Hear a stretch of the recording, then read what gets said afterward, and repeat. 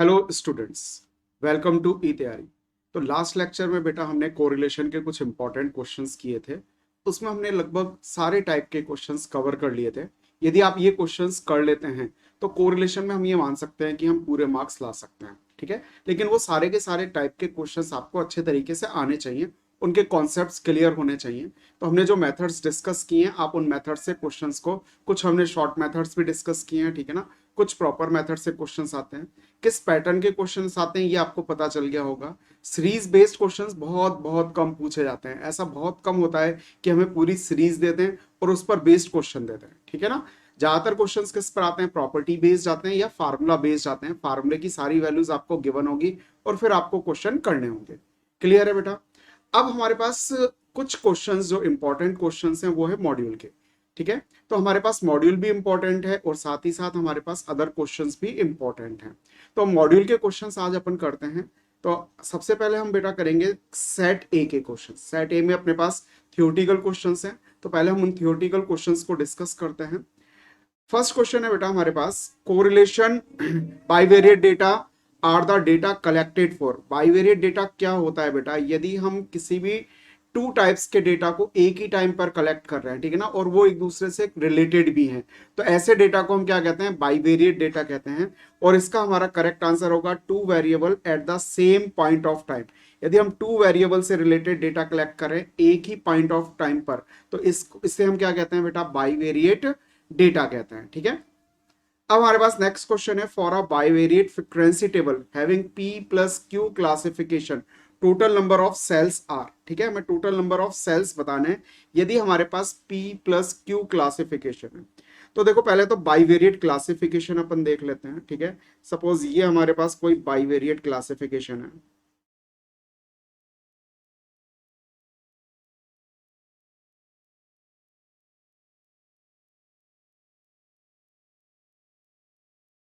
ठीक है, हमने हमारे पास यहाँ पर टू वेरिएबल्स हैं बेटा, ठीक है ना। एक तो हमारे पास वेरिएबल क्या होगा एक्स के लिए और एक क्या होगा वाई के लिए। टू टाइप के वेरिएबल्स हैं। जैसे सपोज हमारे पास जो वेरिएबल्स हैं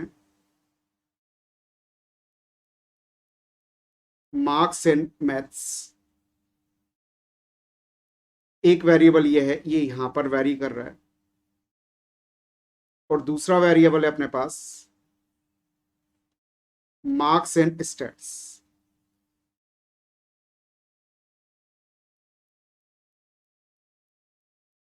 ये हमारे पास सेकंड वेरिएबल है, ठीक है बेटा।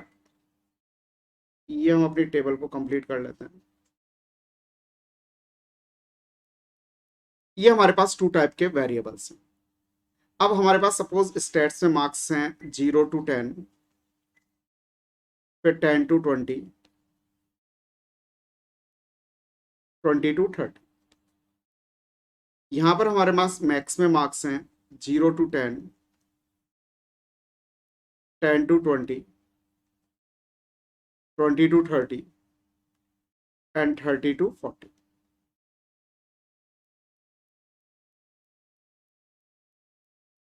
ठीक है बेटा, ये हमारे पास एक टेबल फॉर्म हो गई। ये बाइवेरिएट टेबल है बेटा।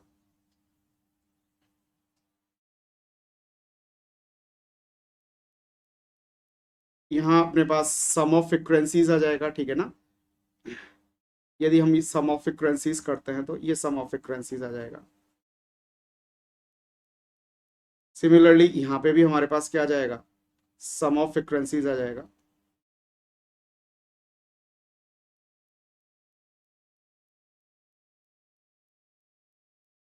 ठीक है, तो ये हमारे पास एक क्या हो गई बेटा? Bivariate table. अब हमारे पास जो फ्रीक्वेंसीज हैं, जहां पर हम फ्रीक्वेंसीज लिखते हैं उसको हम क्या कहते हैं? सेल्स कहते हैं। जैसे हमने हमारे पास यहाँ फ्रीक्वेंसी है 2, यहाँ 3, यहाँ 5, यहाँ पर 1, यहाँ 0 भी हो सकती है फ्रीक्वेंसी, ठीक है ना। यहाँ 4, यहाँ 2, 3, 5, 3, 7, 12। ठीक है, यहाँ टोटल क्या हो गया अपने पास? 3 + 2 5, 6, 6 और 2 8 हो गया। यहाँ 10 और 3 13 हो गया। यहाँ 12 + 5 17, 17 और 5 21, 21 और 5 26। ऐसे सम करेंगे तो ये 10 हो गया अपने पास, ये हो गया 5, ये 10 हो गया, ये कितना हो गया अपने पास 22। ठीक है, इन दोनों का सम करेंगे, यहाँ सेम आएगा, जो भी आ रहा है वो आ जाएगा। ठीक है, अब हमारे पास देखो नंबर ऑफ सेल्स कितने हैं। नंबर ऑफ सेल्स अपने पास क्या है, जहां पर हमने डेटा रख रखे हैं 1 2 3 4 5 6 7 8 9 10 11 12, ये हमारे पास टोटल 12 सेल्स है बेटा। ठीक है ना, यहाँ से लेकर के अपने पास, यहाँ से लेकर के यहाँ तक अपने पास जो सेल्स आ रहे हैं, ठीक है ना, यहाँ से लेकर यहाँ तक, ये हमारे पास क्या है, सेल्स है, जहां हम अभी अभी हमने अपनी फ्रिक्वेंसीज लिखी है। ठीक है, तो हमारे पास जो टोटल सेल्स हैं वो यहाँ पर 12 आ रहा है। तो हमारे पास यहाँ पर 3 वैल्यूज थी और यहाँ पर कितनी क्लासेस थी, 4। तो हमने कहा हमारे पास जो नंबर ऑफ सेल्स हैं वो 3 × 4 यानी कि 12 आएंगे। तो यदि हमारे पास कोई P प्लस Q का क्लासिफिकेशन है, मतलब हमारे पास P रोज है और Q कॉलम्स हैं, तो हमारे पास टोटल नंबर ऑफ सेल्स क्या हो जाएंगे बेटा, P × Q हो जाएंगे। ये हमारा करेक्ट आंसर है। क्लियर है, बिल्कुल सिंपल सा क्वेश्चन था हमारा। ठीक है, अब हमारे पास नेक्स्ट क्वेश्चन पर आते हैं। नेक्स्ट क्वेश्चन क्या है, sum of the cell frequencies in bivariate frequency table. देखो फ्रिक्वेंसीज कभी नेगेटिव नहीं होती हैं, या तो पॉजिटिव होंगी या जीरो भी हो सकती है। ठीक है ना, जैसे हमारे पास यहाँ पर जीरो है, किसी स्टूडेंट के मार्क्स स्टैट्स में 10 to 20 हैं और मैथ्स में भी 10 to 20, ऐसे 0 स्टूडेंट्स हैं। स्टैट्स में हमारे पास मार्क्स कितने हैं बेटा, स्टैट्स में मार्क्स हमारे पास 0 to 10 है। ठीक है ना, और मैथ्स में मार्क्स 0 to 10 है, ऐसे 2 स्टूडेंट्स हैं। स्टैट्स में 0 to 10 और मैथ्स में 10 to 20, ऐसे 1 स्टूडेंट्स हैं। स्टैट्स में 0 to 10 और मैथ्स में 20 to 30, ऐसे हमारे पास 2 स्टूडेंट्स हैं। एंड मैथ्स में 30 to 40 और स्टैट्स में 0 to 10, ऐसे हमारे पास 3 स्टूडेंट्स हैं। तो टोटल स्टैट्स में 0 to 10 वाले 8 स्टूडेंट्स हो गए। ठीक है, और ये जो स्टैट्स में 0 to 10 मार्क्स ऑब्टेन करने वाले 8 स्टूडेंट्स हैं, इनके मैक्स में कितने कितने मार्क्स हैं, साथ ही साथ हमने ये भी कैलकुलेट कर लिया। तो एक ही टाइम पीरियड पर हम 2 वैल्यूज को कलेक्ट कर रहे हैं, 2 वेरिएबल्स को कलेक्ट कर रहे हैं। ठीक है, 2 वेरिएबल्स की टेबल बना रहे हैं, तो ये क्या हो गई बेटा, बाइवेरिएट फ्रिक्वेंसी टेबल कहलाती है। ठीक है, और इसमें P × Q सेल्स होते हैं। फ्रिक्वेंसी 0 हो सकती है हमारे पास, लेकिन नेगेटिव नहीं हो सकती। नेगेटिव फ्रिक्वेंसी कभी नहीं होती है बेटा, 0 हो सकती है अपने पास, ये पॉसिबिलिटी है। थर्ड क्वेश्चन है मार्जिनल डिस्ट्रीब्यूशन। ठीक है ना, हमारे पास बाइवेरिएट फ्रिक्वेंसी टेबल में 2 तरीके के डिस्ट्रीब्यूशन होते हैं। एक तो होता है मार्जिनल डिस्ट्रीब्यूशन और एक होता है बेटा कंडीशनल डिस्ट्रीब्यूशन। मार्जिनल डिस्ट्रीब्यूशन का मतलब क्या है कि यदि हमारे पास जो वेरिएबल्स हैं उनसे हम टेबल बना लें, जैसे हमने टेबल बनाई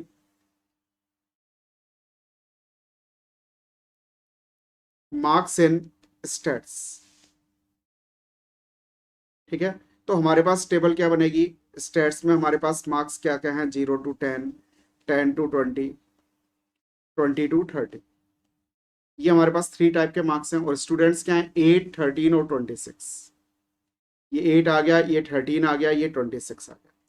सिमिलरली हम क्या बना सकते हैं, मार्क्स इन मैथमेटिक्स बना सकते हैं, 10, 5, 10, 22। 0 to 10 मैक्स में ऑब्टेन करने वाले 10 स्टूडेंट्स हैं, 10 to 25 हैं, 20 to 30 मैक्स में ऑब्टेन करने वाले 10 हैं, और 30 to 40 कितने हैं बेटा, 22 हैं। तो हम 2 तरीके के मार्जिनल डिस्ट्रीब्यूशन बना सकते हैं, एक तो वेरिएबल स्टेट्स के लिए और एक बार वेरिएबल एक्स के लिए। 2 ही तो वेरिएबल होंगे हमारे पास बाइवेरिएट टेबल में, तो दोनों के लिए हम अलग अलग टेबल बना लें, तो इससे हम क्या कहते हैं बेटा, मार्जिनल डिस्ट्रीब्यूशन कहते हैं। तो हमारे पास इसका आंसर होना चाहिए 2। आप कितने मार्जिनल डिस्ट्रीब्यूशन बना सकते हैं P/Q टेबल में। ठीक है ना, P/Q का मतलब P rows and Q columns. ठीक है ना, जैसे हमारे पास 3 रोज हैं और 4 कॉलम्स हैं, तो ये हमारे पास 3/4 बाइवेरिएट फ्रिक्वेंसी डिस्ट्रीब्यूशन हो गया। लेकिन इसमें हम 2 ही मार्जिनल डिस्ट्रीब्यूशन बना सकते हैं। ठीक है, समझ में आ गया बेटा ये चीज। फिर हमसे पूछा है कंडीशनल डिस्ट्रीब्यूशन। अब कंडीशनल डिस्ट्रीब्यूशन हम कैसे बना सकते हैं, जैसे हमने कहा मार्क्स इन स्टेट्स। ठीक है, students, marks of student in states. ठीक है, having marks in maths, marks in maths 0 to 10। मतलब स्टेट्स में आपके मार्क्स का डिस्ट्रीब्यूशन बनाना है, और मैथ्स में कितने मार्क्स होने चाहिए, 0 to 10। तो स्टेट्स में 0 to 10, 10 to 20, 20 to 30, और अपने पास मैथ्स में उसके मार्क्स कितने होने चाहिए, 0 to 10 होने चाहिए। तो 0 to 10 ये अपने पास ये वाली फ्रिक्वेंसीज आ जाएंगी क्या बेटा, 2, 3 एंड 5। स्टैटिस्टिक्स में मार्क्स 0 to 10 लेकिन मैथ्स में 0 to 10 मार्क्स होने चाहिए, ऐसे 2 स्टूडेंट्स हैं। स्टैटिस्टिक्स में 10 to 20 मार्क्स हो लेकिन मैथ्स में 0 to 10, ऐसे 3 स्टूडेंट्स हैं। और स्टैट्स में 20 to 30 लेकिन मैथ्स में 0 to 10, ऐसे 5 हैं। तो 2 3 5। तो ये हमारे पास कंडीशनल डिस्ट्रीब्यूशन हो गया। हमने कंडीशन लगा दी कि हम स्टैट्स के मार्क्स का फ्रीक्वेंसी डिस्ट्रीब्यूशन बनाने हैं, लेकिन हमने मैथ्स की कंडीशन लगा दी कि मैथ्स में हमारे पास कितने मार्क्स होने चाहिए बेटा, मैथ्स में 0 to 10 ही होने चाहिए। ऐसे ही हम कंडीशनल डिस्ट्रीब्यूशन एक और बना सकते थे कि स्टैट्स के मार्क्स मैथ्स में 10 to 20 मार्क्स, या मैथ्स में 20 to 30 मार्क्स, या मैथ्स में 30 to 40 मार्क्स। तो 4 कंडीशनल डिस्ट्रीब्यूशन बन गए। यदि हम स्टैटिस्टिक्स के मार्क्स लिख रहे हैं तो अपने पास 4 कंडीशनल डिस्ट्रीब्यूशन बन गए कि मैथ्स में 0 to 10 मार्क्स होंगे, या 10 to 20 होंगे, या 20 to 30, या 30 to 40। इसी तरीके से यदि हम मैथ्स के लिए कंडीशनल डिस्ट्रीब्यूशन बनाएं तो मैथ्स के मार्क्स ले लिए हमने, लेकिन 3 कंडीशन बनेगी, स्टैट्स में 0 to 10, स्टैट्स में 10 to 20, स्टैट्स में 20 to 30। तो 4 यहां बने, 3 यहां बने। टोटल कंडीशनल डिस्ट्रीब्यूशन अपने पास कितने बन गए इस टेबल में, 4 + 3 यानी कि 7। अब इन्होंने हमसे क्वेश्चन क्या पूछा है कि पी वाई क्यू टेबल में कितने कंडीशनल डिस्ट्रीब्यूशन बनेंगे। पी प्लस क्यू बन जाएंगे बेटा, ठीक है, ये हमारा आंसर हो गया। तो ये हमारे पास कुछ बाइवेरिएट फ्रीक्वेंसी टेबल के क्वेश्चंस थे, ठीक है ना। ये आप लोगों को समझ में आ गए होंगे, ठीक है ना। बाकी इसको आप अच्छे तरीके से एक बार कर लेंगे तो आपको याद ही हो जाएंगे, मतलब आपको टेबल बनाने की जरूरत नहीं पड़ेगी एग्जाम में। इसको आप लर्न ही कर लीजिए, आपको याद होने चाहिए कि हमारे पास कंडीशनल डिस्ट्रीब्यूशन क्या होते हैं। पी बाई क्यू टेबल में पी प्लस क्यू, मार्जिनल कितने होते हैं, 2 होते हैं, ठीक है ना। सेल्स कितने होते हैं, पी इंटू क्यू होते हैं। बस ये 3 ही तो याद करना है। फ्रीक्वेंसी तो कभी कहीं पे भी नेगेटिव नहीं हो सकती, चाहे वो बाइवेरिएट टेबल हो या बाइवेरिएट नहीं हो, फ्रीक्वेंसी कभी भी बेटा अपने पास नेगेटिव नहीं होती है। या तो 0 होगी फ्रीक्वेंसी, या फिर क्या होगी, पॉजिटिव होगी। इसके बाद नेक्स्ट क्वेश्चन है, correlation analysis aims at predicting one variable for given value of other variable, ठीक है। एस्टेब्लिशमेंट ऑफ रिलेशन, ये देखो ये प्रेडिक्टिंग वाला है ना, ये तो रिग्रेशन का काम होता है, ठीक है ना। तो ये तो हमारा आंसर रॉन्ग हो गया। एस्टेब्लिश रिलेशनशिप बिटवीन 2 वेरिएबल, ठीक है ना। फिर measuring the extent of relation between 2 variables, ठीक है। तो अपने पास एस्टेब्लिश रिलेशन बिटवीन 2 वेरिएबल्स, तो ये दोनों ही ठीक ठीक नजर आ रहे हैं, तो डी आंसर हो सकता है अपने पास, ठीक है ना। ये हमारे पास इसमें दोनों ही करेक्ट हैं, ठीक है ना। एस्टेब्लिशिंग भी हो गया, और मेजरिंग तो हम कोरिलेशन में तो रिलेशन ही तो मेजर करते हैं 2 वेरिएबल्स के बिटवीन कि हमारे पास कोरिलेशन कितना है, ये चीज हम वेरिएबल कैलकुलेट करते हैं। तो D is correct answer. What is spurious correlation. Spurious correlation क्या होता है बेटा, ठीक है। स्पूरियस कोरिलेशन ये होता है कि हमारे पास कोई 2 वेरिएबल्स के बिटवीन कोरिलेशन तो है, लेकिन जिस रीजन से हम समझ रहे हैं उस रीजन से नहीं है, बल्कि किसी और रीजन से वो अपने पास क्या है, कोरिलेशन है। तो ऐसे कोरिलेशन को हम क्या कहते हैं बेटा, स्पूरियस कोरिलेशन कहते हैं, ठीक है ना। जैसे सपोज आपके आपने एग्जाम दिया और आपके मार्क्स आए बेटा 98%, ठीक है। आपके मार्क्स क्या है, 98% मार्क्स आए एग्जाम में, ठीक है ना। अच्छे मार्क्स हैं, बहुत अच्छे मार्क्स हैं, ठीक है। अब ये मार्क्स क्यों आए, क्योंकि आपने मेहनत की है, पढ़ाई की है, मतलब हम कह सकते हैं नंबर ऑफ स्टडी आवर्स और मार्क्स, इसमें कोरिलेशन होता है। आपने मेहनत की इसलिए आपके मार्क्स आए, ठीक है। लेकिन कोई यदि ये क्लेम करे कि भैया इसके मार्क्स इसलिए आए, जैसे आपके पेरेंट्स सपोज क्लेम करें कि आपके मार्क्स इसलिए आए क्योंकि उन्होंने आपको बहुत अच्छा इंफ्रास्ट्रक्चर दिया, ठीक है ना। एसी आपके कमरे में लगा दिया ताकि गर्मी में आप अच्छे तरीके से पढ़ सकें, ठीक है ना। आपको बाइक दिला दी, नई बाइक दिला दी ताकि आप इंस्टीट्यूट बड़े अच्छे तरीके से जा सकें जहाँ पे भी आप तैयारी कर रहे हो, ठीक है ना। आपको नया लैपटॉप दिलवा दिया ताकि आप अच्छे तरीके से क्या कर सको, ऑनलाइन क्लासेस ले सको, ठीक है ना। तो अपने पास ये रीजंस क्या है, सपोर्टिव है, लेकिन मेन रीजन क्या है कि हमारे पास अच्छे नंबर क्यों आए, क्योंकि आपने स्टडी की थी, ठीक है। तो यदि हम इसे किसी और कोई भी और अपने पास रीजन है उससे कोरिलेट करने की कोशिश करें तो वो क्या हो गया, स्पूरियस कोरिलेशन हो गया। वास्तव में उसके कारण ऐसा नहीं हुआ है, ठीक है ना। जैसे सपोज आपके मार्क्स बेकार आया, फेल हो गए, आपके मार्क्स सपोज आए 30% के, बहुत बेकार मार्क्स हैं। अब मार्क्स बेकार क्यों आए भाई, क्योंकि हमने साल भर पढ़ाई नहीं की इसलिए मार्क्स बेकार आए। लेकिन आप कहो कि नहीं भाई, मैं जब एग्जामिनेशन हॉल में गया तो वहां की जो ट्यूबलाइट थी वो मेरे पसंद के ब्रांड की नहीं थी, ठीक है ना। फिलिप्स की होती तो मेरे बहुत बढ़िया नंबर आते, तो भाई ये कोई रीजन थोड़ी ना है, ये तो हम बेफालतू में क्या कर रहे हैं, रिलेशन क्रिएट कर रहे हैं, ठीक है ना। ये ऐसा कोई रिलेशन नहीं है, ऐसा कोई रीजन नहीं है कि आपके मार्क्स इसलिए कम आए क्योंकि जो ट्यूबलाइट थी वो आपके पर्टिकुलर ब्रांड की नहीं लगी हुई थी, ठीक है। तो ऐसे कोरिलेशन को हम क्या कहते हैं, स्पूरियस कोरिलेशन कहते हैं, ठीक है। तो अपने पास देखो ये सी ऑप्शन है, इसका ध्यान से देखना। It is the correlation between two variables having no causal relationship, मतलब उनमें कोई कैजुअल रिलेशनशिप नहीं है, फिर भी किसी तरीके से रिलेशनशिप एग्जिस्ट कर दें हम, ठीक है, एग्जिस्ट करा दें, तो उसे क्या कहते हैं हम, स्पूरियस कोरिलेशन कहते हैं, ठीक है। थ्योरेटिकल क्वेश्चन है, बस याद रखो इसको, अब आपको याद रहेगा स्पूरियस क्या होता है। बिना किसी काम का, हिंदी में कहेंगे तो क्या कहेंगे, बिना किसी काम का कोरिलेशन, जबरदस्ती का कोरिलेशन। फिर नेक्स्ट है scatter diagram is considered for measuring. Scatter diagram से हम कर्विलीनियर और लीनियर दोनों टाइप के कोरिलेशन कैलकुलेट कर सकते हैं, ये वाला लीनियर और ये वाला कर्विलीनियर, यानी कि हमारे पास आंसर क्या हो जाएगा, both. If the plotted points in scatter diagrams upper left to lower right, upper left to lower right मतलब इस तरीके से पॉइंट्स आ रहे हैं, तो ये हमारे पास क्या हो गया बेटा, कोरिलेशन नेगेटिव हो गया।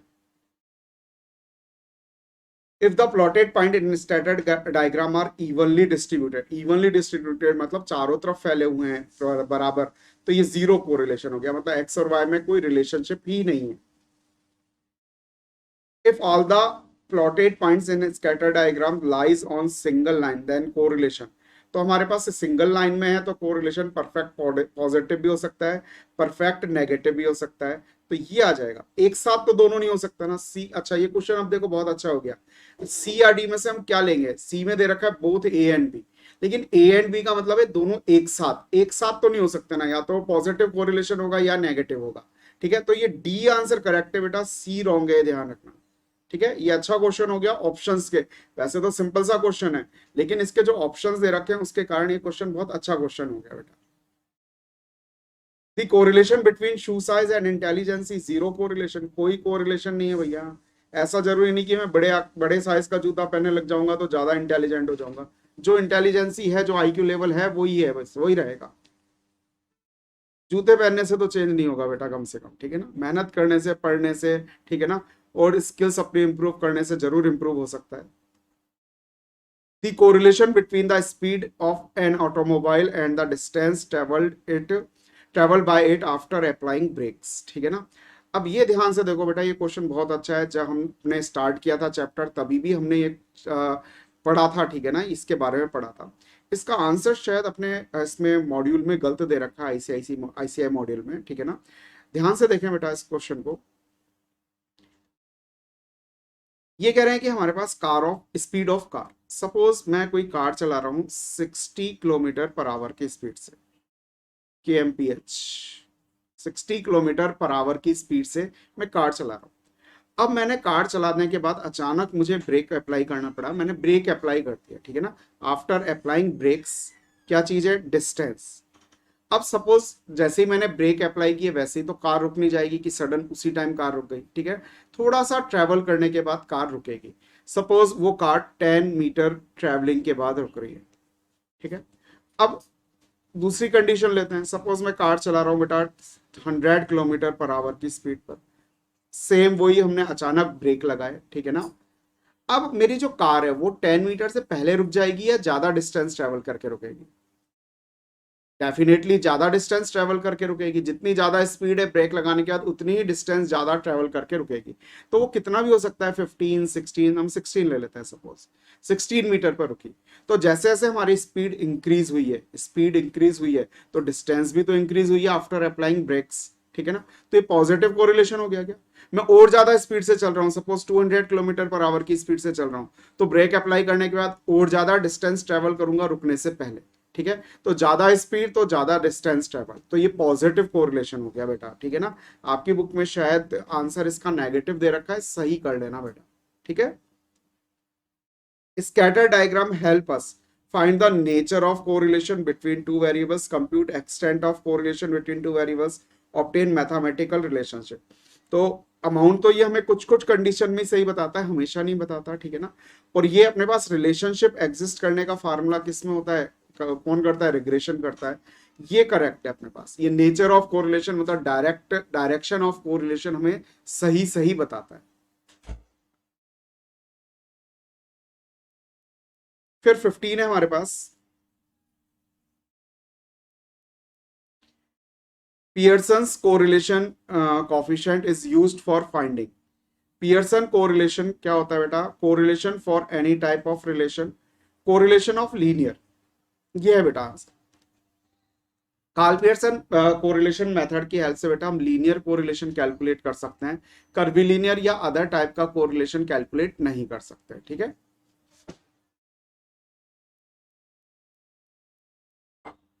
मल्टीपल कोरिलेशन कैलकुलेट कर सकते हैं, बिल्कुल सिंपल, मल्टीपल, पार्शियल, सब तरीके के हम कोरिलेशन कैलकुलेट कर सकते हैं, लेकिन कर्विलीनियर नहीं कर सकते। ठीक है ना, तो अपना आंसर हो जाएगा यहाँ पर linear correlation only. Product movement correlation मतलब कार्ल पियर्सन कोरिलेशन। ठीक है ना, नेचर ऑफ कोरिलेशन भी सही सही बताता है और ये भी सही सही बताता है, दोनों एक साथ सही बताता है भैया। अब ये नहीं कि सिर्फ नेचर सही बताएगा तो डायरेक्शन सही नहीं बताएगा, ठीक है, या डायरेक्शन सही बताएगा और नेचर सही बताएगा तो अपने पास अमाउंट सही नहीं बताएगा, या अमाउंट सही बताएगा तो नेचर सही नहीं बताएगा, ऐसा नहीं है, दोनों एक साथ हमें सही बताता है। तो यहाँ पर एंड वाला सही आएगा बेटा, और वाला नहीं आएगा। ठीक है, ये आइदर, ये एंड की जगह और होगा। ठीक है ना, तो आइदर और वाला नहीं आएगा बेटा, एंड वाला आएगा। सी ऑप्शन ज्यादा करेक्ट है। ये भी ऑप्शन की वजह से अच्छा क्वेश्चन हो गया, देखो थोड़ा सा घुमा दिया, हमें कॉन्सेप्ट मालूम है लेकिन हम कहाँ आके अटक जाएंगे, सीओडी में आके अटक जाएंगे, और आधे जने डेफिनेटली गलत भी करके आएंगे, तो इसका आपको ध्यान रखना। नेक्स्ट क्वेश्चन है अपने पास स्क्रीन पर बेटा, if the value of correlation coefficient is positive, ठीक है, then point in scatter diagram tends to cluster. तो यदि हमारे पास पॉजिटिव कोरिलेशन होता है तो हमारे पास बेटा पॉइंट्स कहाँ से कहाँ मूव करते हैं, lower left to upper right. कहां से कहां मूव करते हैं बेटा, lower left to upper right. देख लो, from lower left corner to, from lower left corner to upper right corner. A option हो गया करेक्ट।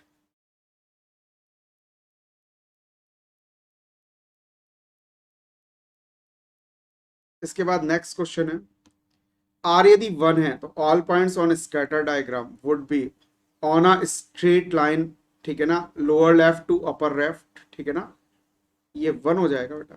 ये +1 दे रखा है ना आपको, +-1 नहीं दे रखा, R1 है, इसका मतलब R+1 है। पॉजिटिव कोरिलेशन में lower left to upper right ही मूव करते हैं और एक स्ट्रेट लाइन। ठीक है, और नेगेटिव ये में कैसे मूव करते हैं, on a straight line from upper left to lower right. इसका मतलब होता है R इक्वल्स टू क्या होगा बेटा, -1 होगा। प्रोडक्ट मूवमेंट कोरिलेशन कोफिशिएंट में be defined as, product movement correlation coefficient क्या होता है बेटा, इसका फार्मूला यदि आपको याद हो, आर होता है बेटा अपने पास covariance of X Y upon standard deviation of X into standard deviation of Y. The product of the covariance between the variable to the product of variance, नहीं वेरियंस नहीं, स्टैंडर्ड डेविएशन आना चाहिए।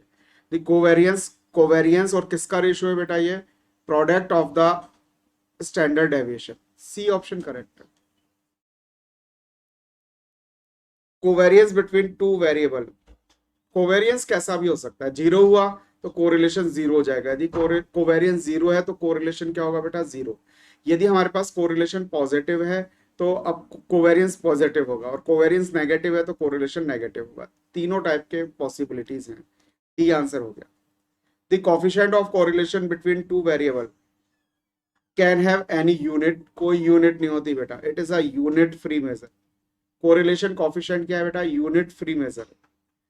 What are the limits of correlation coefficient -1 and 1 including the limits? -1 और 1 भी include होते हैं हमारे answer में।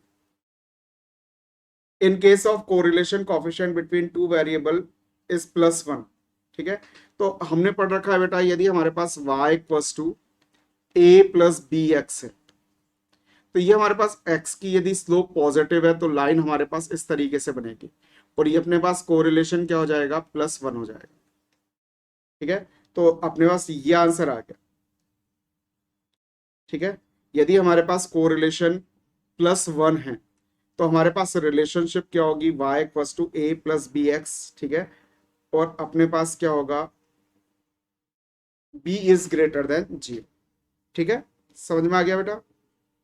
और यदि लेस देन 0 हो तो आर क्या हो जाएगा, -1 हो जाएगा। तो -1 के लिए पूछे तो सी ऑप्शन हो जाएगा। ये रिलेशनशिप दे रखी है, कोरिलेशन बताना है, तो इसको स्टैंडर्ड फॉर्म में कन्वर्ट कर लो। 3y को एक साइड रखो, -4 माइनस का 2x, 3 का डिवाइड कर दो, y equals to -4/3 -2/3 into x.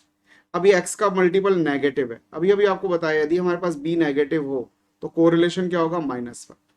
ठीक है, तो ये अपने पास आंसर क्या आ गया, -1 आ गया। ठीक है, इस स्टैंडर्ड फॉर्मेट में चेंज कर लो, y equals to a plus B X की फॉर्म में। यदि हमारे पास b पॉजिटिव है तो कोरिलेशन क्या होगा, +1 होगा, और b नेगेटिव है तो कोरिलेशन क्या होगा, -1। बस इतना सा ध्यान रखना है बेटा। For finding correlation between two attributes we consider, यदि एट्रीब्यूट्स के लिए कैलकुलेट करना है तो स्पीयरमैन बेस्ट मेथड है अपने पास। जजेस ब्यूटी कॉन्टेस्ट को बेटा जज कर रहे हैं, मतलब ये एट्रीब्यूट्स है। ब्यूटी कॉन्टेस्ट क्या हो गया बेटा, ब्यूटी मेजर करना क्या हो गया, एट्रीब्यूट हो गया। क्वालिटेटिव डेटा हो गया, तो क्वालिटेटिव डेटा के लिए हम क्या यूज करते हैं, सॉरी ये नहीं, कहाँ गया भाई, रैंक कोरिलेशन। ये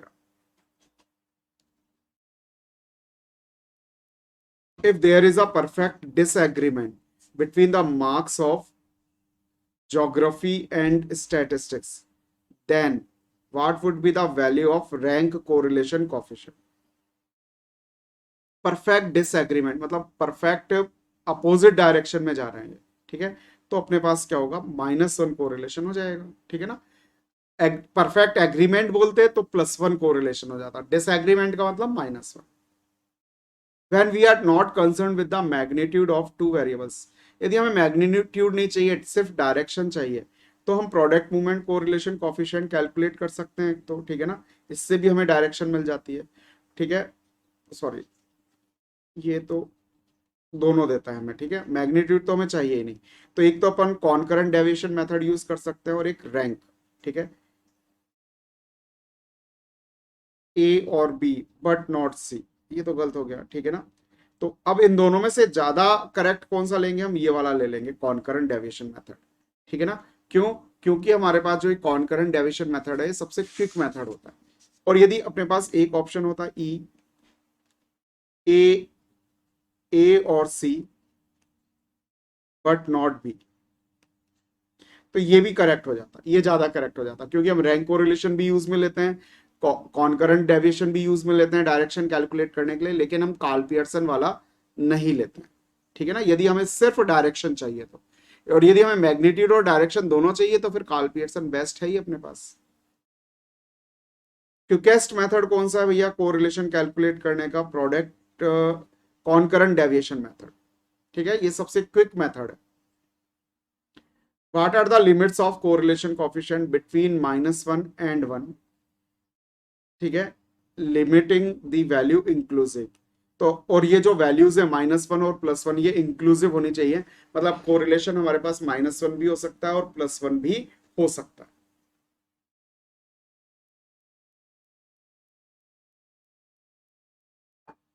if there are two variables x and y then the number of regression equations could be, ठीक है, ये तो रिग्रेशन का क्वेश्चन आ गया, चलो कोई बात नहीं, 2 रिग्रेशन इक्वेशंस होती हैं, रिग्रेशन में हम पढ़ेंगे।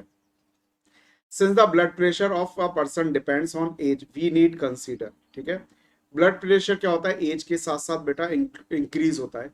ये तो हमारे पास जो अपने अपनी बॉडी की जो कंडीशंस हैं, ठीक है, फिजियोलॉजिकल कंडीशंस हैं, उसके अकॉर्डिंग होता है। ठीक है ना, हमें हार्ट क्या होता है, वीक होता जाता है, उसकी जो मसल्स हैं वो वीक होती जाती हैं, तो उसको ज़्यादा प्रेशर अप्लाई करना पड़ता है, तो ब्लड प्रेशर क्या हो जाता है, हमारा ज़्यादा हो जाता है। ठीक है, तो ये तो बायोलॉजिकल फैक्ट है। तो हमारे पास रिग्रेशन लाइन पूछी है इन्होंने, ठीक है ना, ये रिग्रेशन का क्वेश्चन आ गया बेटा इसमें गलती से, इसको हम रिग्रेशन में कर लेंगे। ठीक है ना, इसको भी छोड़ दो। Coefficient of correlation between two variable is 0.9, तो कॉफिशिएंट ऑफ डिटर्मिनेशन होता है आर स्क्वायर, यानी कि -0.9 का square, 0.81। if the correlation coefficient between two variable is 0.7, percentage of variation unaccounted, unaccounted का मतलब होता है कोरिलेशन जो अपने पास कोफिशिएंट ऑफ नॉन डिटर्मिनेशन, वो होता है 1 - r स्क्वायर। 1 माइनस 0.7 का स्क्वायर, 1 माइनस 0.49, तो ये हमारे पास क्या बन जाएगा 0.59। ठीक है, 5 1 5 9 नहीं, या फिर हम इसको कह सकते हैं 51%। वेरिएशन अकाउंटेड या अनअकाउंटेड दोनों को हम परसेंटेज की फॉर्म में रिप्रेजेंट करते हैं, ये सी आंसर हो जाएगा। और अनअकाउंटेड की जगह वेरिएशन अकाउंटेड पूछा होता तो बेटा तो हमारे पास आंसर हो जाता आर स्क्वायर, यानी कि 0.7 का स्क्वायर, यानी कि 0.49 या 49%। तो ये वेरिएशन अकाउंटेड तो क्या हो गया 49% हो गया, और वेरिएशन अनअकाउंटेड बेटा अपने पास क्या हो जाएगा वो 51% हो जाएगा। समझ गए बेटा? तो ये हमारे पास कुछ थियोटिकल क्वेश्चंस थे। ठीक है, अब हम आते हैं अपने प्रैक्टिकल क्वेश्चंस पर। Two variables X and Y, the covariance variance of x and variance of y are 40, 60 and 256. What is the value of correlation coefficient? Correlation coefficient क्या होगा बेटा? Covariance of x y, ये formula तो याद है बेटा, भूल तो नहीं गए? Upon standard deviation of x into standard deviation of y। ये हमें दे रखा है इन्होंने 256 अपॉन, अब हमें क्या दे रखा है बेटा इन्होंने, वेरिएंस ऑफ x दे रखा है 40, तो स्टैंडर्ड डेविएशन ऑफ x क्या हो जाएगा √40। वेरिएंस ऑफ y दे रखा है अपन को 16, तो ये क्या हो जाएगा अपने पास, अच्छा उल्टा ले लिया बेटा, उल्टी वैल्यूज लेने, इसको सही करो। कोवेरियंस आपको 40 दे रखा है बेटा, ठीक है ना, ये 40 है। स्टैंडर्ड वेरिएंस ऑफ x 16 है, तो ये स्टैंडर्ड डेविएशन ऑफ x हो जाएगा। वेरिएंस ऑफ y 256 है, तो ये 256 हो जाएगा अंडर रूट का। ठीक है ना, स्टैंडर्ड डेविएशन क्या होता है बेटा, अंडर रूट ऑफ वेरिएंस। तो इसको सॉल्व कर लो, 40 अपॉन 4 इंटू 16। ठीक है, अब इसको सॉल्व करके बताओ भैया क्या रहे, 0.625, ये आंसर आ जाए। ठीक है, कोवेरियंस ऑफ एक्स वाई 15 है, तो आपको रेस्ट्रिक्शन बताना है। तो हमारे पास आर इक्वल्स टू क्या होता है, covariance of X Y upon standard deviation of X into standard deviation of Y. अब आर की वैल्यू तो हमेशा एक या एक से कम होती है, एक से ज्यादा हो नहीं सकती। यदि हम इन दोनों डिनोमिनेटर में जो वैल्यू है उसकी वैल्यू 15 से कम ले लेंगे, जैसे सपोज हमने 14 ले ली, तो 15 डिवाइडेड बाय 14 कितना आता है, 1.07 समथिंग आ रहा है, तो ये तो रॉन्ग हो जाएगा। मतलब अपने पास जो ये स्टैंडर्ड डेविएशन ऑफ एक्स है into standard deviation of Y है, इसकी वैल्यू या तो 15 होनी चाहिए, तब तो हमारे पास कोरिलेशन 1 आ जाएगा, या 15 से ज्यादा होनी चाहिए, तब हमारे पास कोरिलेशन क्या आएगा, 1 से कम आएगा। तो हम जानते हैं कोरिलेशन का मैग्नीट्यूड कभी भी 1 से ग्रेटर नहीं हो सकता, और उसके लिए जरूरी है कि इन दोनों का मल्टीप्लीकेशन 15 के बराबर हो या 15 से ग्रेटर हो। ठीक है, अब देख लो बेटा कौन सा ऑप्शन है, the product of standard deviation should be more than 15।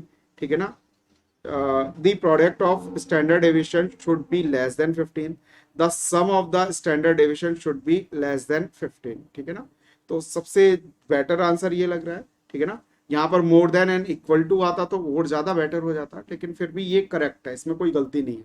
ठीक है ना, तो अपने पास आंसर क्या हो जाएगा, बी हो जाएगा। कोवेरियंस बिटवीन टू वेरिएबल 20 है, वेरिएंस ऑफ 1 इज 16 है, तो आपको वेरिएंस ऑफ अदर कैलकुलेट करना है। तो वही फार्मूला लगाते हैं, कोवेरियंस आर क्या होता है, covariance of X Y upon standard deviation of X, ये अंडर रूट 16 आ जाएगा, into standard deviation of Y. इसको यदि हम सॉल्व करेंगे तो आर इक्वल्स टू बेटा ये 4 आएगा, 4 को 20 से कैंसिल करेंगे 5।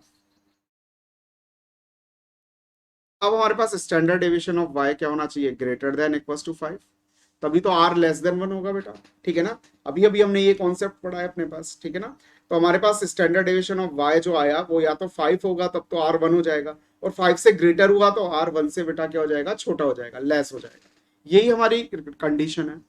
तो हम ये कह सकते हैं क्या कि variance of Y is greater than 25, दोनों तरफ स्क्वायर कर दिया, तो ये हमारे पास बेटा कंडीशन आ गई। समझ रहे हो? अब देखो ध्यान से, अपने पास ऐसा कोई आंसर इन्होंने दे नहीं रखा है, ठीक है ना। ये कह रहे हैं कि मोर देन 1.25, मोर देन 1.25 में तो अपने पास 2, 3, 5 सब कुछ वैल्यू आएंगी जो कि लेस देन 25 है, ठीक है ना। तो लेस देन 25 वेरिएंस तो हमें चलेगा ही नहीं, तो ये रॉन्ग हो गया। ये कह रहे हैं लेस देन 10, लेस देन 10 का मतलब है हमारे पास 9, 8, 7 ऐसे कुछ वैल्यूज आएंगी। ये सारी की सारी वैल्यू 25 से छोटी है, 25 से छोटी वैल्यू तो कोई चलेगी नहीं। मोर देन 10 में 11, 12, 13 ये भी सब 25 से छोटी है ना बेटा, कोई नहीं चलेगी। तो ये तीन ऑप्शन तो हमारे पास रॉन्ग हो गए। ए ऑप्शन देखो, मोर देन 100, मोर देन 100 जो वैल्यू होगी अपने पास वेरिएंस ऑफ आई की, क्या वो मोर देन 25 होगी क्या? बिल्कुल होगी। तो ये अपने पास कंडीशन को क्या कर रहा है, सेटिस्फाई कर रहा है। ये हमारा आंसर हो जाएगा। आंसर क्या आया था हमारा कि अपने पास वेरिएंस मोर देन 25 होना चाहिए, मोर देन इक्वल टू। अब मोर देन इक्वल टू 25 के आगे कुछ भी हो सकता है, लेकिन उन्होंने ऐसा ऑप्शन नहीं दे रखा, इन्होंने ऑप्शन दे रखा है मोर देन 100। क्या ये सही है? क्या बिल्कुल सही है। यदि कोई मोर देन 100 हुआ तो मोर देन 25 तो अपने आप ही हो गया ना बेटा वो, ठीक है। समझ में आया? जैसे सपोज आपके पास है 1000 रुपीज, ठीक है। अब मैंने किसी ने कहा कि आपके पास 100 रुपीज से ज्यादा है, ठीक है। और दूसरे स्टेटमेंट है आपके पास क्या है, 500 से ज्यादा है। तो दोनों ही करेक्ट है ना बेटा, क्योंकि आपके पास तो 1000 रुपीज है, 100 से भी ज्यादा है, 500 से भी ज्यादा है, दोनों ही करेक्ट है अपने पास, ठीक है। तो ये अपने पास ए ऑप्शन भी करेक्ट होगा। ये हमने अभी डिस्कस किया थोड़ी देर पहले ही। अपने पास बी पर डिपेंड करता है, यदि बी पॉजिटिव है तो एक्स आर क्या होगा, +1। बी नेगेटिव है तो आर क्या होगा, -1। तो ये ऑप्शन हो जाएगा। कॉफिशिएंट ऑफ नॉन डिटर्मिनेशन होता है 1 माइनस आर स्क्वायर, 1 माइनस 0.6 का स्क्वायर 0.36, और लेस करेंगे तो 0.64 बेटा, ये आंसर आ जाएगा, ठीक है। अब आपको u दे रखा है, ये दे रखा है, correlation coefficient between x and y 0.58 दे रखा है, ठीक है। अब ऐसा क्वेश्चन अपन कर चुके हैं। यदि हमें जो ये वाली इक्वेशन है u और x वाली इक्वेशन, इसमें से हमें p कैलकुलेट करना हो तो हमारे पास फार्मूला होता है minus coefficient of u upon coefficient of x। और यदि हमें q कैलकुलेट करना हो किससे, y और v वाली इक्वेशन से, ठीक है ना, तो हमारे पास फार्मूला होता है minus coefficient of v upon coefficient of y, 7/3, ठीक है बेटा। ये फार्मूला मैं लिख देता हूं, हम पढ़ चुके हैं वैसे, लेकिन फिर भी दोबारा देख लो। ये होता है अपने पास coefficient of u upon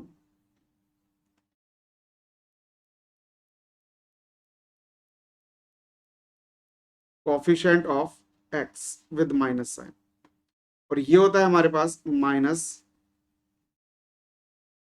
coefficient of v upon coefficient of y, ठीक है। तो हमारे पास ध्यान से देखो बेटा, यदि p और q के साइन सेम आ रहे हैं, देखो कोरिलेशन का मैग्नीट्यूड तो चेंज ही नहीं होता है, ठीक है ना, मैग्नीट्यूड तो सेम रहेगा 0.58। अब यदि हमारे पास ये जो स्केल चेंज किया है हमने, ठीक है ना, इसके साइन सेम है, तब तो कोरिलेशन का साइन सेम रहेगा, मतलब जो पहले है वही रहेगा। लेकिन इसके साइन अपोजिट है, जो कि हमारे पास अपोजिट आ रहे हैं, देखो ये पॉजिटिव आ, ये नेगेटिव आ रहा है, ये पॉजिटिव आ रहा है, तो हमारे पास कोरिलेशन का साइन क्या हो जाता है, चेंज हो जाता है, ठीक है ना। तो अपने पास ये माइनस का 0.58 हो जाएगा, बी आंसर हो जाएगा। और हम डायरेक्ट भी देख सकते थे बेटा, आप लोगों को बताया मैंने जब चैप्टर पढ़ाया था कि ये अपने पास क्या है, यहाँ u और x दोनों के बीच में प्लस साइन है, यहाँ y और v के बिटवीन क्या है, माइनस साइन है। इसका मतलब definitely scale change opposite sign के आएंगे। यहाँ प्लस साइन है, यहाँ क्या है, माइनस। या तो दोनों प्लस हो या दोनों माइनस हो, ठीक है, तब तो कोरिलेशन में कोई चेंज नहीं होगा ना, मैग्नीट्यूड तो चेंज होता ही नहीं है, डायरेक्शन चेंज नहीं होगी। लेकिन अपोजिट साइन आ गए तो यहीं से हम पता लगा सकते हैं कि हमारे पास क्या होगा, अपोजिट साइन होगा।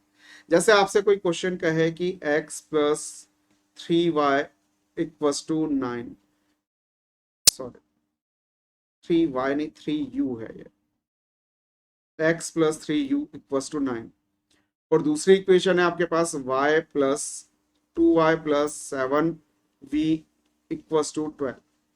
यदि अपने पास आर एक्स वाई प्लस का 0.52 है तो आर यू वी कैलकुलेट करना है।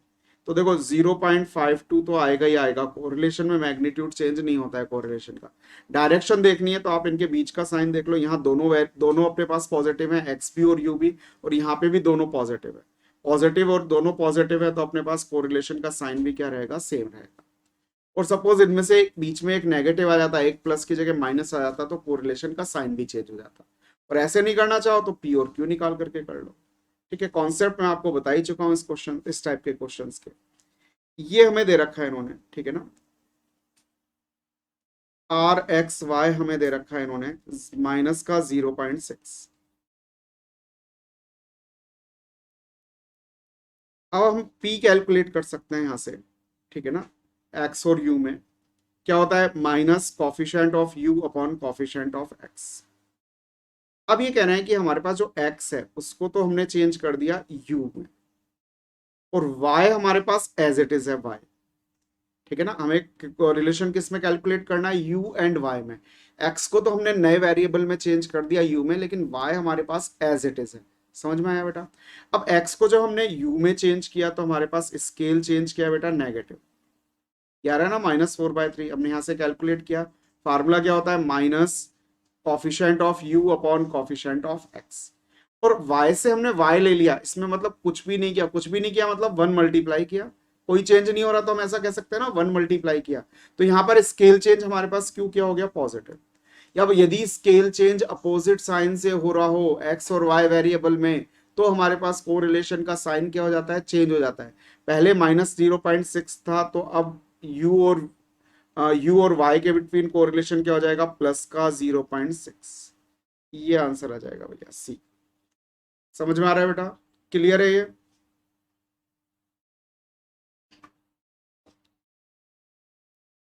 ये हमारे पास डेटा है, ठीक है ना। अब हमें क्या कैलकुलेट करना है, एक्स और वाई के बिटवीन कोरिलेशन दे रखा है 0.93,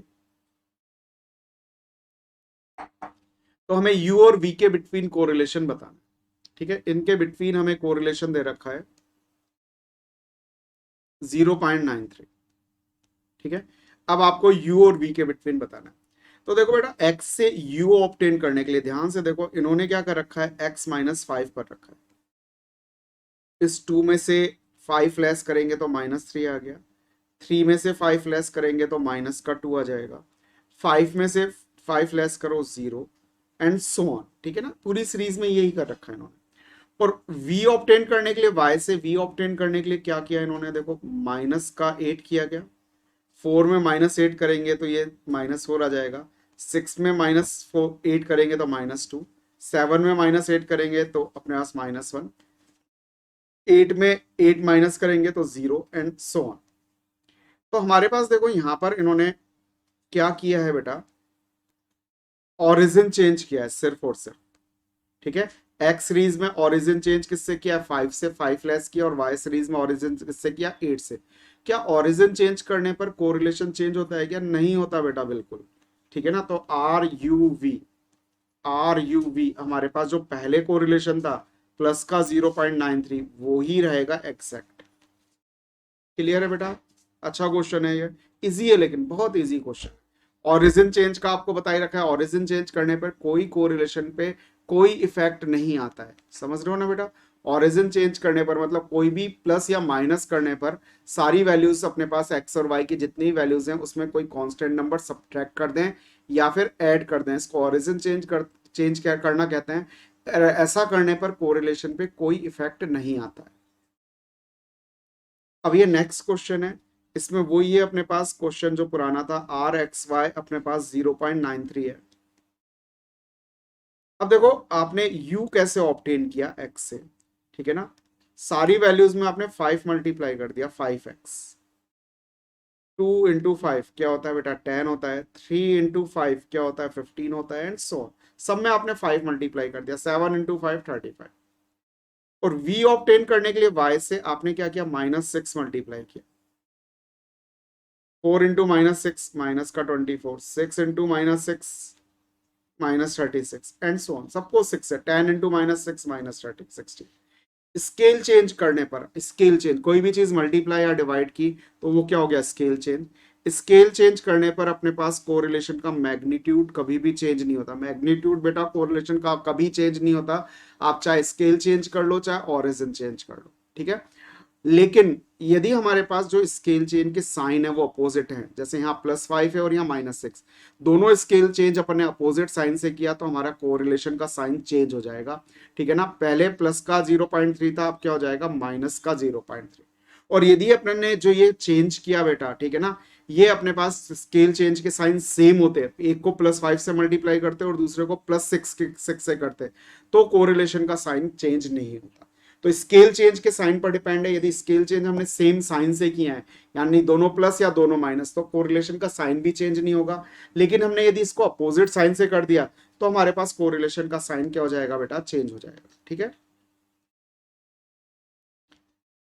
Sum of squares of different ranks given by two judges A and B, 8 student। ये आपको दे रखा है बेटा, summation of D square is equal to 21, N की वैल्यू दे रखी है बेटा आपको 8।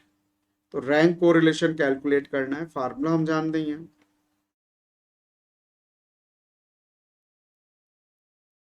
ये हमारे पास फार्मूला होता है बेटा 1 - 6 × 21, 8 × 8 का स्क्वायर 64, 64 - 1 63, ये 3 टाइम्स कैंसिल हो जाएगा, ये 3 2 ज़ा 1/4 आया, यानी कि 0.75 हो गया बेटा सॉल्व करने पर, ठीक है। इजी क्वेश्चन था ये। तो ये आपको इसमें नंबर ऑफ एन की वैल्यू कैलकुलेट करनी है, ठीक है ना। वैल्यू आपको क्या क्या दे रखी है बेटा, कोरिलेशन की वैल्यू दे रखी है 0.06, समीशन ऑफ डी स्क्वायर दे रखा है, रैंक के स्क्वायर्स का सम 66। फार्मूले में वैल्यू पुट कर दो, r = 1 - 6 summation of D square upon n × n square -1। अब r हमारे पास क्या है 0.6 = 1 - 6 समेशन ऑफ डी स्क्वायर कितना है 66 अपॉन n। n की वैल्यू बेटा कितनी है अपने पास, जल्दी से बोलो, n तो कैलकुलेट ही करना है यार, n स्क्वायर -1। अब यहाँ पर हमारे पास प्रॉब्लम क्या आ गई बेटा कि अब यदि हम इस इक्वेशन को सॉल्व करते हैं तो ये क्यूबिक इक्वेशन बन रही है। क्यूबिक इक्वेशन को सॉल्व करना तो थोड़ा सा टिपिकल है, ठीक है, टाइम ज़्यादा लगता है अपने पास, ठीक है ना, और थोड़ा सा लेंदी भी है और टफ भी है। तो हम क्या करें, ऑप्शन से वैल्यू पुट कर लें। जैसे ए ऑप्शन में आपको एन की वैल्यू क्या दे रखी है बेटा 10, तो अपन ए ऑप्शन से एन की वैल्यूज को पुट कर लेते हैं, ठीक है ना। तो अब देखते हैं पुट करने पर क्या आ रहा है। 0.6 आ रहा है LHS, तो RHS क्या हो जाएगा 1 - 6 × 66, n 10 है, इंटू 10 का स्क्वायर 100, 100 - 1 99। अब इसको सॉल्व करके देख लो, ठीक है ना। 6 × 66, 6 × 66, ठीक है ना, डिवाइडेड बाई ये 990 हो जाएगा, तो ये 1 - 0.4, ठीक है। तो 0.6 = क्या आ गया 0.6। तो n = 10 पुट करने पर LHS और RHS दोनों इक्वल आ रहे हैं, इट मीन्स यही हमारा करेक्ट आंसर है, ठीक है बेटा। यही तो क्या हो गया, हमारा करेक्ट आंसर हो गया। तो ये अपने पास n की वैल्यू क्या आ जाएगी बेटा 10 आ जाएगी। ऑप्शन से सॉल्व करेंगे हम इस कंडीशन में, ठीक है। फिर क्वेश्चन नंबर 12 पे आते हैं। समझ में तो आ रहा है ना बेटा सबको, इजी क्वेश्चन है, कोई टफ नहीं है। बस अपने पास थ्योरी थोड़ी सी ढंग से पढ़ी हुई हो तो हमारे पास कोई दिक्कत नहीं आएगी, आराम से हम क्वेश्चन कर सकते हैं, ठीक है ना। एग्जाम में कोरिलेशन रिग्रेशन के हम सारे क्वेश्चन इजीली कर सकते हैं। ये कह रहे हैं कि हमने रैंक कोरिलेशन कैलकुलेट किया profit and investment for last 6 years, last 6 years के लिए, मतलब आपके पास एन की वैल्यू क्या हो गई 6 ईयर हो गई, 6 हो गई। Difference in rank for a year was taken 3 instead of 4, wrong difference, ये इन्होंने 3 ले लिया, जबकि इसकी जगह लेना क्या चाहिए था, करेक्ट समेशन, करेक्ट डी की वैल्यू क्या है 4 है अपने पास, ठीक है। What is the rectify rank correlation coefficient if it is known that the original value of rank correlation है 0.4, मतलब हमारे पास रॉन्ग रैंक कोरिलेशन है 0.4, ठीक है। और हमें क्या करना है बेटा, इसमें सही कोरिलेशन की वैल्यू कैलकुलेट करनी है, समझ में आया, करेक्ट कोरिलेशन की वैल्यू कैलकुलेट करनी है। तो इसका तो मैंने बेटा लास्ट लेक्चर में आपको एक वीडियो बताया लास्ट लेक्चर में जो अपने पास था, उसमें हमने एक शॉर्टकट मेथड डिस्कस किया था, ठीक है ना। तो शॉर्टकट मेथड से क्वेश्चन को कर लेते हैं इजीली। शॉर्टकट मेथड क्या है, हम फार्मूले में सिर्फ ये वाला पोर्शन काम में लेते हैं, 6 summation of D square upon N into N square minus 1। ये जो हमारा कोरिलेशन का फार्मूला है रैंक कोरिलेशन का, इसमें सिर्फ ये वाला पोर्शन हम यूज में ले रहे हैं, ठीक है। और ये समेशन ऑफ डी स्क्वायर क्या होता है, जो हमारे पास रॉन्ग डिफरेंस है उसका स्क्वायर माइनस जो करेक्ट डिफरेंस ऑफ रैंक है उसका स्क्वायर, यानी कि 3 का स्क्वायर माइनस 4 का स्क्वायर, 9 माइनस 16, ठीक है, तो -7 हो जाएगा क्या। अब ये वैल्यू यहां पुट कर दो, 6 इंटू -7 अपॉन एन 6 है बेटा, 6 इंटू 6 का स्क्वायर 36 माइनस 1 यानी 35, 6 से 6 कैंसिल, ये माइनस का 1/5 हो जाएगा, यानी कि माइनस का 0.2। ये आप वैल्यू कैलकुलेट कर लो बस, ठीक है। और यदि हमें करेक्ट कोरिलेशन कैलकुलेट करना है तो जो अपने पास रॉन्ग कोरिलेशन कोफिशिएंट था उसमें ये वैल्यू ऐड कर दो, तो ये हो जाएगा 0.4 माइनस का 0.2, यानी कि 0.2। ये हमारे पास करेक्ट कोरिलेशन आ गया। समझ में आ गया बेटा, ठीक है। तो ये हमारे पास एक शॉर्ट मेथड हो गया, अदरवाइज ये क्वेश्चन बहुत लेंदी होता है। लास्ट लेक्चर में मैंने दोनों मेथड से सॉल्व कराया आप लोगों को, ठीक है ना। तो आप वो वाला मेथड भी देख सकते हो, लास्ट लेक्चर में इसी टाइप का क्वेश्चन किया था बेटा अपन ने, ठीक है। ये कह रहे हैं हमारे पास 10 पेयर ऑफ ऑब्जर्वेशन है, एन की वैल्यू क्या है 10 है, नंबर ऑफ कॉन्करेंट डेविएशन की वैल्यू 4 है, ठीक है। कॉन्करेंट कॉफिशिएंट निकालना है, एम यहाँ हम डिफाइन करते हैं n-1, ये 9 हो जाएगा। फार्मूला होता है अपने पास R C equals to plus minus under root plus minus 2c minus M upon M, ठीक है। तो ये अपने पास हो गया plus minus under root plus minus 2c, 2 into 4 8 हो जाएगा, माइनस एम क्या है 9, ठीक है। और हमारे पास डिनोमिनेटर भी क्या है बेटा 9 है। कोई दिक्कत बेटा इसमें, फार्मूले में वैल्यू पुट कर दी, एन आपको दे रखा है, सी आपको दे रखा है नंबर ऑफ कॉन्करेंट डेविएशन, और एम क्या होता है बेटा अपने पास फार्मूले में capital n-1 total observation -1 plus minus under root plus minus, ये हमारे पास -1/9 आया, ठीक है। अब देखो ये अंदर नेगेटिव नहीं रहना चाहिए, अंडर रूट के अंदर, अंडर रूट के अंदर यदि अपने पास नेगेटिव वैल्यू आ गई तो ये डिफाइन ही नहीं होती है। तो इस नेगेटिव को हटाने के लिए हमें क्या लेना पड़ेगा, यहाँ पर ये नेगेटिव साइन यूज करना पड़ेगा, करना पड़ेगा नहीं करना पड़ेगा बेटा। इस नेगेटिव साइन को यदि हमें रिप्लेस करना है तो यहाँ नेगेटिव साइन यूज करना पड़ेगा, यहाँ नेगेटिव साइन यूज करेंगे तो यहाँ पे भी हम कौन सा साइन यूज करेंगे, नेगेटिव, तो सब जगह नेगेटिव साइन यूज कर लो। तो माइनस ये अंदर 1/9 हो जाएगा, 1/9 का अंडर रूट क्या होता है 1/3, तो ये डी ऑप्शन आ गया अपने पास, समझ में आ गया। तो इस तरीके से ये क्वेश्चन होगा अपने पास रैंक कोरिलेशन का। नेक्स्ट क्वेश्चन है, आपको रैंक कोरिलेशन दे रखी है +1/√3, मतलब आरसी की वैल्यू दे रखी है प्लस का 1/√3, नंबर ऑफ कॉन्करेंट डेविएशन अपने पास 6 है, ठीक है ना। और ये कह रहे हैं कि अपने पास क्या है, पी क्या है, टोटल ऑब्जर्वेशंस, ठीक है, मतलब एन की जगह क्या दे रखा है आपको, पी दे रखा है, तो आपको पी की वैल्यू कैलकुलेट करके बतानी है, ठीक है भाई, कैलकुलेट कर लेंगे। फार्मूला क्या होता है हमारे पास, R C equals to plus minus plus sign लेंगे, क्योंकि क्या है अपने पास अपन को दे रखा है कि अपने पास कोरिलेशन क्या है, पॉजिटिव है। पहले तो फार्मूला लिख देता हूं, चलो, 2c minus M upon M, तो ये हमारे पास क्या है बेटा 1/√3 प्लस है, तो इधर भी क्या साइन लेंगे, प्लस का लेंगे, और अंदर अंदर भी कौन सा साइन लेंगे, प्लस का, 2 into 6 minus M upon M, both side square कर दो, 1/3 इक्वल्स टू क्या हो जाएगा 12 minus M upon M, cross multiply कर लो, एम इक्वल्स टू 3 को यहाँ मल्टीप्लाई करेंगे 36 माइनस 3m, और m को दूसरी साइड ले आओगे तो 4m हो जाएगा क्या बेटा, ये m की वैल्यू क्या आ गई अपने पास 9 आ गई। अब अपने पास n जो होता है वो होता है m-1, ठीक है ना, सॉरी उल्टा लिख दिया बेटा,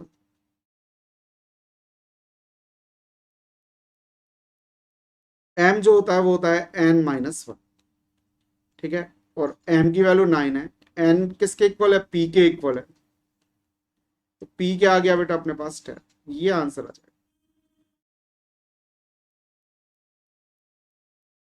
ठीक है, बिल्कुल सिंपल सा क्वेश्चन है, कोई टफ नहीं है, जो फार्मूला अप्लाई किया डायरेक्ट उससे अपने पास क्वेश्चन सॉल्व हो जाएगा।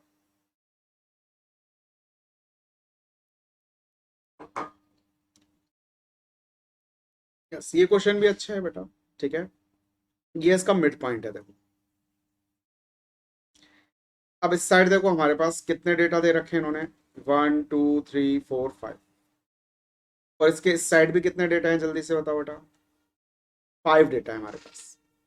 अब यहां की बात करें हम, x की वैल्यू, ठीक है, जैसे हम इस साइड जा रहे हैं, -5 है, फिर -4 है, फिर -2 है, x इंक्रीज हो रहा है, और y भी क्या हो रहा है, 27 फिर 18, y डिक्रीज हो रहा है। x की वैल्यू तो इंक्रीज हो रही है बेटा, ठीक है ना, माइनस में बड़ी वैल्यू छोटी होती है, तो मालूम है ना आप लोगों को, तो x तो इंक्रीज हो रहा है और y क्या हो रहा है, डिक्रीज हो रहा है, तो कोरिलेशन क्या आएगा, नेगेटिव आएगा। जब हम इस साइड जा रहे हैं तो देखो ध्यान से, x की वैल्यू इंक्रीज हो रही है क्या, 1 2 3 4 5, और y की वैल्यू भी इंक्रीज हो रही है, तो पॉजिटिव कोरिलेशन। अब दोनों तरफ देखो वैल्यू सेम है ना, एग्जैक्टली बस साइन का ही तो डिफरेंस है, वैल्यू तो मैग्नीट्यूड तो सेम है, तो हमारे पास कोरिलेशन का मैग्नीट्यूड भी क्या आएगा, सेम आएगा, मतलब जितना इधर नेगेटिव उतना ही इधर पॉजिटिव। तो दोनों कोरिलेशन को जब हम पूरी सीरीज का निकालेंगे तो क्या हो जाएगा, जीरो हो जाएगा, नहीं हो जाएगा। जितना इस साइड नेगेटिव कोरिलेशन मिल रहा है हमें, उतना ही बेटा इस साइड क्या मिल रहा है हमें, पॉजिटिव कोरिलेशन मिल रहा है, तो दोनों एक दूसरे को नलीफाई कर देंगे, आंसर आ जाएगा 0। बस ये इतना छोटा सा क्वेश्चन है, ठीक है, थोड़े से लॉजिक से करना है, और यदि हम कैलकुलेट करने बैठ गए इसको, ठीक है ना, डायरेक्ट मेथड से अपन को कम से कम 5 7 10 मिनट लग जाएंगे। ठीक है, तो ये प्रॉपर्टी बेस्ड क्वेश्चन है, देखने में तो बड़े लगते हैं, लेकिन जिसको मालूम है कि ये प्रॉपर्टी से करना है, लॉजिक से करना है, वो इजीली कर लेता है। ठीक है ना, और जिसके पास लॉजिक नहीं है, ठीक है ना, प्रॉपर्टी नहीं मालूम है, उसको दिक्कत आएगी। समझ गए बेटा? तो अपने पास ये मॉड्यूल के क्वेश्चंस हैं कोरिलेशन के, ठीक है ना, ये आप सब लोग कर लीजिए। ठीक है, इससे प्रीवियस लेक्चर में हमने कुछ स्पेशल टाइप के अलग डिफरेंट क्वेश्चंस किए थे, उसमें हमने सब तरीके के क्वेश्चंस हमारे पास इंक्लूडेड थे, जो प्रीवियस ईयर एग्जाम्स में आ चुके वो भी इंक्लूडेड थे, ठीक है ना, एमटीपी के भी इंक्लूडेड थे, और कुछ अच्छे क्वेश्चंस भी हमने इंक्लूड कर रखे हैं।